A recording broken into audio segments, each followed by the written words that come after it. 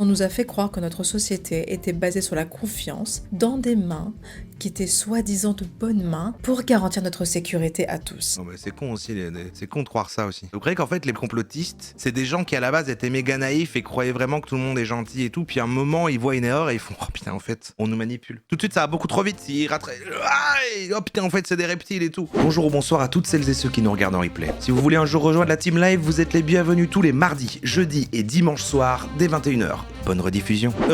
Nouveau perso, Lucina Oracle, une dame, donc elle se l'est, y a aucun souci avec ça, mais bon, elle est très magie, mais ce que j'aimais bien, c'est que y a un côté chaîne sur, voilà, la spiritualité, un peu machin, la magie, New Age et tout, mais avec une DA, enfin, on va dire un emballage quand même très mainstream, on a envie de cliquer, c'est pas autant niche que d'autres chaînes qu'on peut voir, Atlantide, vrai ou faux, et alors elle fait des compilations de reels ou de, je sais pas si c'est des shorts ou des TikTok. J'imagine qu'elle a démarré par les réseaux sociaux comme ça, et puis maintenant elle fait des plus longues vidéos où elle s'exprime sur des sujets. Voilà, j'en ai ouvert quelques-unes. Par exemple, on a le fait de comment la dépression l'a amené à l'éveil spirituel et à la magie. Est-ce que c'est une bonne chose Bon, ça c'est pas à moi d'en décider. Moi je l'ai découvert avec ça par hasard. Est-ce que Michael Jackson est mort le 25 juin 2009 comme annoncé officiellement? Non. Ok. Est-ce qu'il est mort pas longtemps après? Si vous connaissez pas, ça c'est des baguettes de sourcier. Oui. Ok. Mhm. Est-ce qu'il y avait des enjeux financiers majeurs derrière sa mort? Bien sûr. Non. Ah. Ok. Est-ce que sa mort a été un accident? Oui. Pas de réponse. Ok. Elle Est-ce m'entend pas ou quoi? que sa mort a été donnée, entre guillemets? Oui. Non. Ok. Donc, il n'a pas été... J'ai peur de me faire strike. Il n'a pas été unalived, comme disent les Américains. Non. D'accord. Est-ce qu'il a vécu longtemps après le 29 juin 2009? Pourquoi tu fais un zoom? Non. Est-ce qu'il était dans une sorte de coma après ça? Oui. Non. Donc, mais il n'est pas mort le 29 juin? Si. Très étrange comme réponse. Est-ce que Michael Jackson a été accusé à tort toutes ces années? Oui. Oh, moi je l'ai vu faire des dingueries. Est-ce que Michael Jackson était innocent? Non. Oui. C'est juste une fan. Comment je vois tous les fans de Michael Jackson? Est-ce que Michael Jackson était devenu un peu, pas un boulet, mais un danger pour certaines élites? C'est un poulet. Oui. Ok. Est-ce que Michael Jackson était une graine d'étoile, une starseed? Ah oui, ok. Dans Men in Black, ils disent que oui. Non. Ah, c'est marrant, j'aurais cru le contraire. Ben pareil. Graine d'étoile, c'est vrai que c'est la traduction littérale de Starseed. On a déjà fait, donc ce sont les gens qui sont habités par des extraterrestres. Alors c'est pas exactement justement en mode on a pris leur peau et tout, mais c'est plutôt les humains deviennent des vaisseaux pour certains extraterrestres. Il a fini avec la Terre, c'est ça? Il en a assez de la Terre?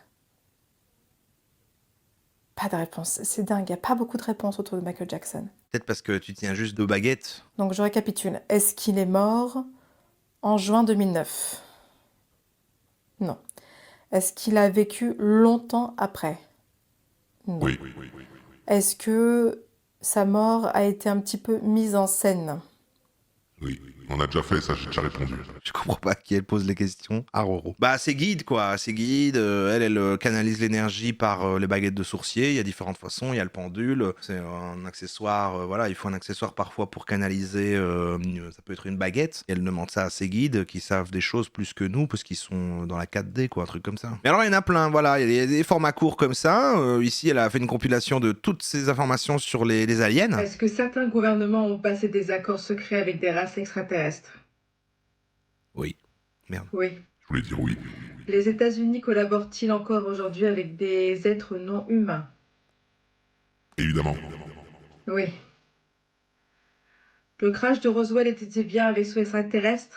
Donc là, c'est 11 minutes de ça, quoi. C'est toutes les questions. Et je comprends, le format marche bien, hein, parce que du coup, elle doit rassembler, à mon avis, elle fait ça sous forme de format court, sur quelques questions. Moi, à sa place, je redécouperais en plusieurs trucs. Et hop, t'as plein de contenu, puis tu peux faire une compilation là. Enfin, c'est vraiment bien pensé en termes de contenu. Mais nous, on veut la voir développer un avis. Ce que je trouve intéressant et que j'attendais depuis un moment, c'est quelqu'un d'un peu complotiste qui donnerait maintenant son avis sur les dossiers Epstein en mode « Ah, vous avez vu ? En fait, on avait raison. » Et de voir comment... parce que c'est un peu ça qui s'est passé. C'est vrai que quand il y a eu la nouvelle vague récemment des dossiers Epstein là qui est sortie, et ben t'as tout plein de gens qui disaient... Alors non pas, étonnamment pas les complotistes directement, mais des gens qui disaient « Merde, en fait, les complotistes avaient raison. » Alors est-ce que c'est exactement ça ou est-ce que la réalité est plus complexe ? Je ne sais pas. Aujourd'hui, je vais vous parler très vrai, tout en malheureusement maniant une certaine langue de bois. Parce que nous vivons dans un drôle de monde où la communication et la liberté d'expression ne sont plus vraiment d'actualité. Ça va être complexe là, parce qu'il va avoir... Ah oui, mais là, elle a quand même raison. Oui, mais là, est-ce que...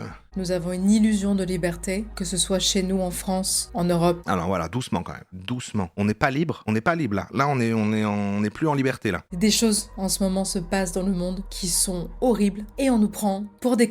Je fais des séances d'oracle, simplement le mardi. Et juste le mardi. Parce que je ne veux pas en faire tous les jours, parce que ça me prend beaucoup d'énergie, dans le sens où je Mais pareil, moi c'est la même chose avec les streams. prépare énormément pour mes séances. Et je ne veux pas en faire tous les jours pour que justement ça reste pas quelque chose qui m'épuiserait par exemple. Mais ce que je peux voir depuis maintenant déjà plusieurs mois et surtout là depuis le mois de janvier, c'est à quel point les gens sont fatigués. Fatigués émotionnellement. Je suis fatigué. Je disais justement là qu'il me faudrait ma petite pause trimestrielle là. Je suis fatigué. On n'est pas libre. Non, non, vous votez non. Et ce n'est pas parce que j'ai 2 enfants en bas âge qui courent partout, ce n'est pas parce que je suis en Bretagne et qu'il pleut depuis littéralement 7000 ans. Ça c'est la Marseillaise en moi qui exagère, mais il pleut beaucoup, ça déborde de partout là. Je pense sincèrement que nous entrons dans un moment difficile du collectif. Sachant en plus que nous allons rentrer bientôt dans un couloir d'éclipse et je pense que je vais faire une vidéo dédiée à tout ça spécifiquement un peu plus tard. Mais aujourd'hui je voulais vous parler...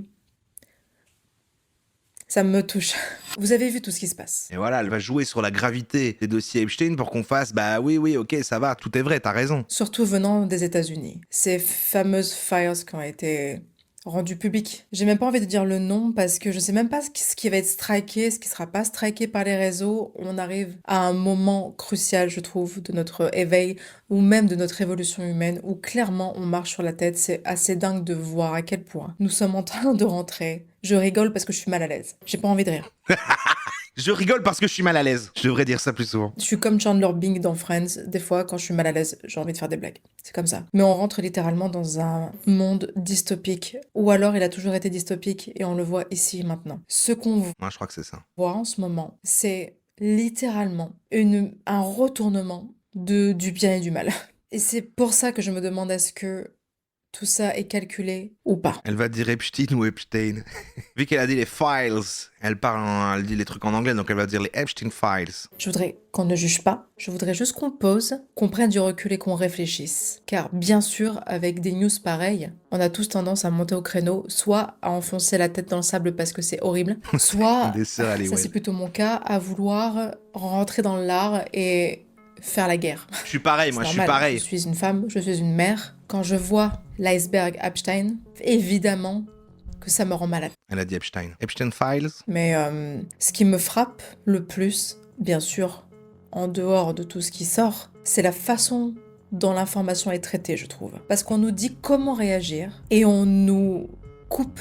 Enfin, ils essayent de nous couper de nos réactions C'est qui, les il plus humaines. Je trouve que maintenant, le débat est passé de qu'est-ce qui s'est passé, comment on a pu laisser faire ça, à qui en parle, comment on en parle, alors que finalement, pour moi, ça décale le sujet de façon cruciale. Je trouve qu'en ce moment, il y a beaucoup de détournement du regard. On parle quand même de faits qui ont été prouvés, des faits de justice, des détournements de mineurs, des agressions sexuelles, des choses extrêmement graves. C'est vrai, ça c'est vrai. Ça on est d'accord avec toi là. Je trouve qu'on détourne le sujet de façon magistrale. Les gens demandent justice, Là elle va pas détourner le sujet, elle va dire ce qui est important par rapport à ça. les gens demandent qui était impliqué, ce qui est normal, parce qu'on nous a fait croire que notre société était basée sur la confiance dans des mains qui étaient soi-disant de bonnes mains pour garantir notre sécurité à tous. Non mais c'est con aussi, c'est con de croire ça aussi. Et en fait, on arrive dans un monde là, ou plutôt une phase du monde, où Ouais. clairement,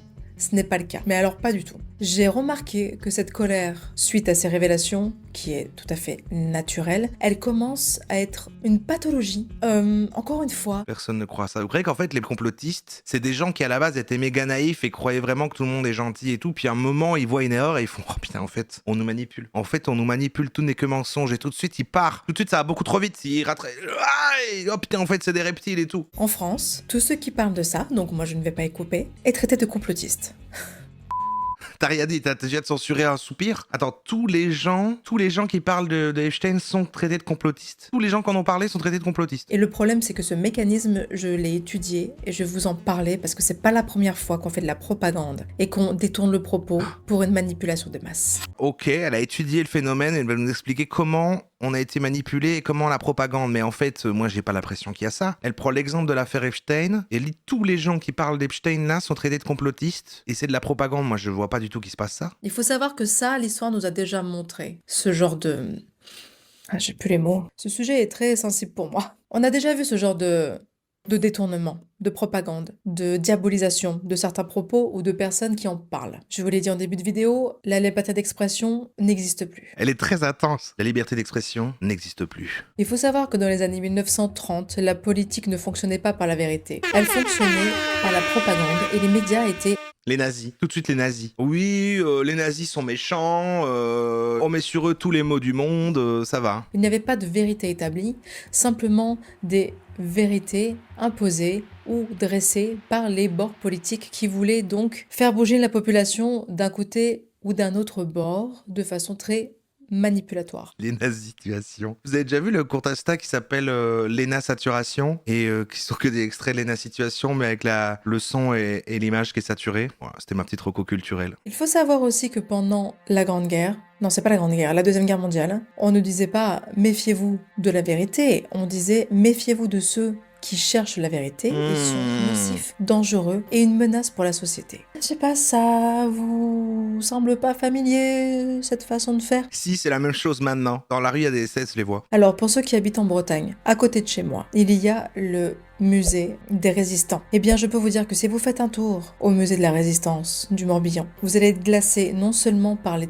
pertes tragiques, la France de Pétain et l'Allemagne nazie a pu faire à l'Europe et à la France, le nombre de personnes qui se sont sacrifiées pour défendre notre pays, notre liberté, y compris notre liberté d'expression. Mais vous allez voir, si vous avez un petit peu de discernement, que les systèmes de propagande sont exactement les mêmes dans les médias ici et maintenant. Il faut Ok. savoir qu'il y avait un mec qui s'appelait Joseph Goebbels. Alors peut-être que je le dis pas bien. Gabbles. C'était le chef de la propagande nazie. J'adore ce mec. Il a expliqué que les faits, c'était pas Je rigole, ne me clippez pas. important. Ce qui était important pour lui, c'était la répétition mêlée à un sentiment. La peur, la culpabilité, la honte et la colère. Pour lui, la répétition d'une information détournée qui pouvait être accentuée par un biais cognitif était pour lui la pierre angulaire de la manipulation des masses. Là, son ennemi, c'est pas clair parce qu'elle dit il. Mais c'est quoi? C'est les merdias, c'est les élites. C'est les élites. L'émotion et la peur du chaos, c'était bien plus puissant que toutes les vérités du monde. En fait, je sais pas si je dois rire, si je dois pleurer que moi, en 2026, je fasse ces parallèles-là avec tout ce qui se passe.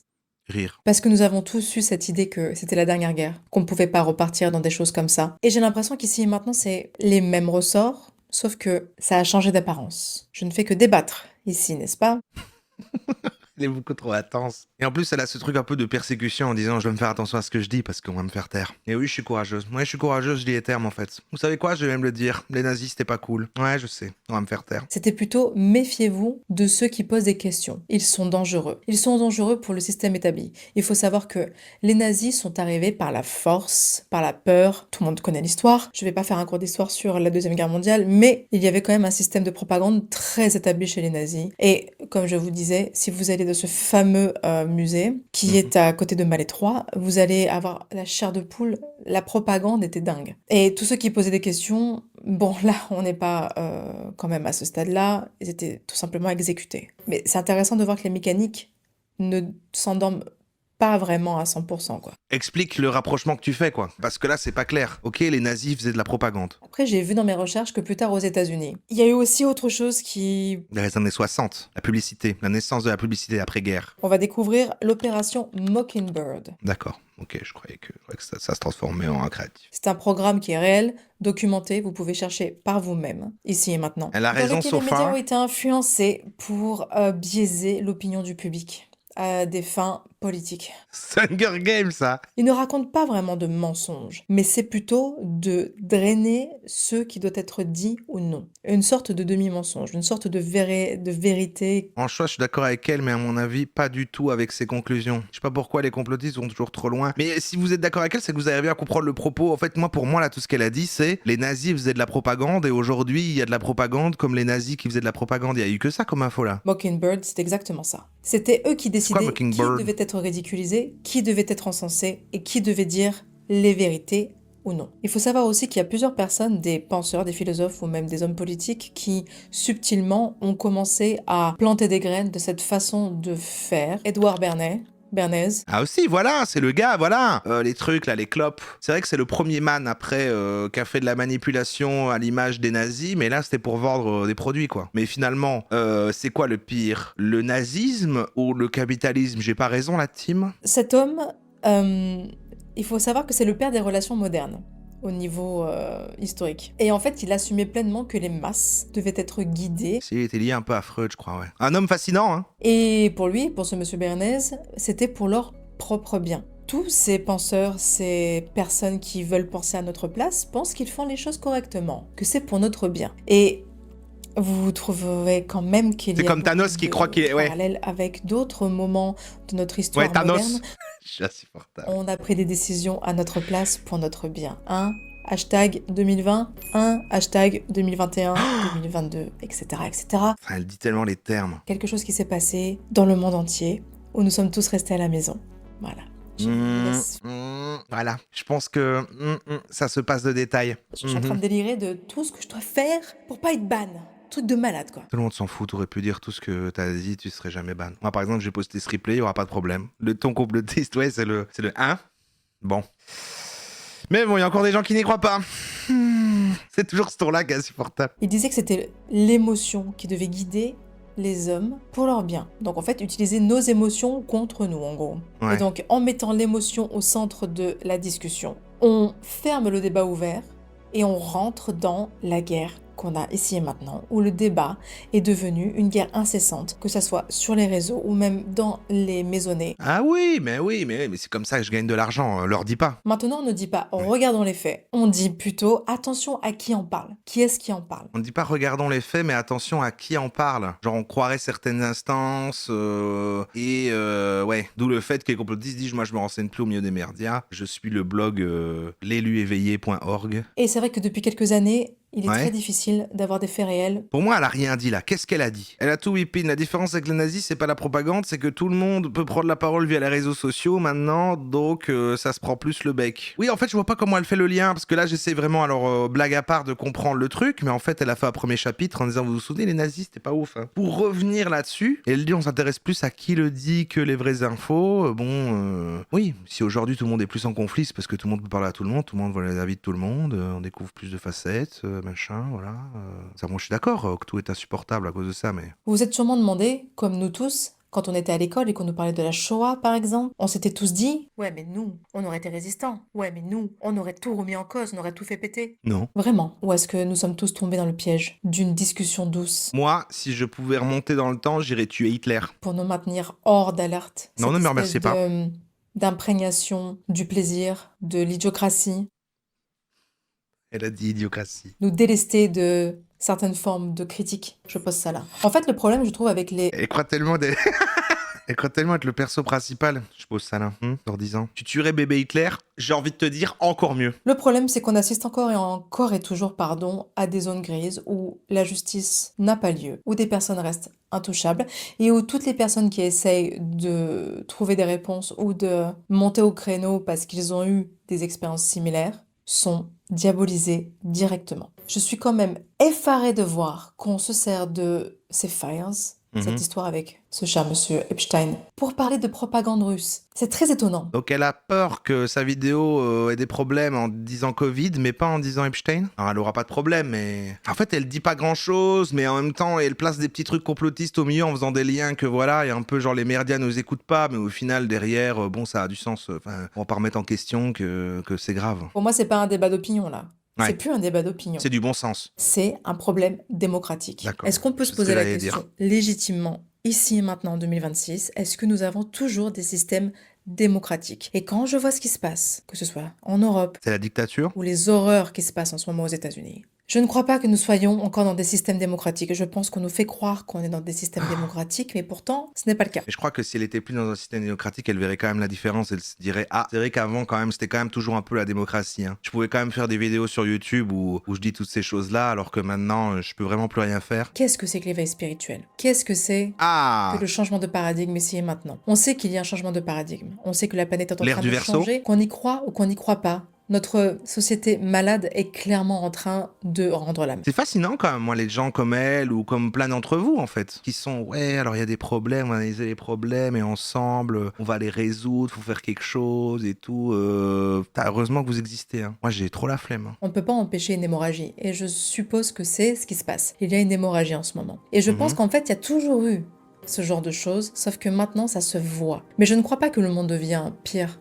Je ne crois pas. Je crois juste que Que ça a toujours été comme ça? on voit plus de choses, ce qui rend les choses plus compliquées à digérer. Par exemple, certaines personnes, quand on parle de tout ce qui se passe, disent « Non mais moi, ça me parle pas dans le sens où ce n'est pas ma réalité, ça n'est même pas dans mon champ de conscience. J'entends tout ça. Mais l'éveil spirituel, c'est aussi de voir les ombres. C'est aussi de voir ce qu'il se passe, pour pouvoir dire non, et pour pouvoir recréer quelque chose de beaucoup plus aligné avec ce qu'on est et avec ce qu'on veut. Surtout nous les femmes, surtout nous les mères. Depuis quand est-ce qu'il est normal de traiter les enfants comme ça? C'est une horreur ce qui se passe. Il y a cette espèce d'ambiance là en ce moment de no kids partout. Mais enfin, on a tous été des enfants un jour. Les enfants, c'est nous. Les vieux, c'est nous. Le système est en train de devenir très bizarre. Et moi, j'ai pas envie d'un système comme ça. Alors, j'entends tous ceux qui disent « spiritualité, la lumière a gagné, la terre va changer, etc. » Ouais, vous dites ça, vous? Qu'est-ce qui va faire changer la terre? Qu'est-ce qui va être le nouveau système? Si ce n'est pas nous. Moi? Mais comment mettre C'est en moi, je place un crois. nouveau système digne de ce nom? Elle va appeler à la révolution. Un jour, je parlais avec un gars à une terrasse parce que je sais plus comment ça arrivait, mais je pense qu'on était un groupe de gens à une table et puis machin, et puis tu sais, t'as bu, puis tu interagis, que sais-je. Et la personne a commencé à parler comme ça. Et un flic qui passait, il s'est tu. Et il a parlé plus bas, il m'a dit, est-ce que tu vois, quand il y aura la révolution? Et il parlait un peu plus bas, en mode le flic va l'entendre. Et je me suis dit, oula, je suis sûr qu'il y en a parmi vous, vous êtes comme ça. Vous pouvez le dire, dites-le, je suis comme ça. On est en train enfin d'être touché. Il faut savoir que les violences sexuelles, c'est malheureusement monnaie courante. Le nombre de femmes et d'hommes, mais surtout de femmes, qui ont été maltraitées sexuellement. Ouais, bon, c'est chiant.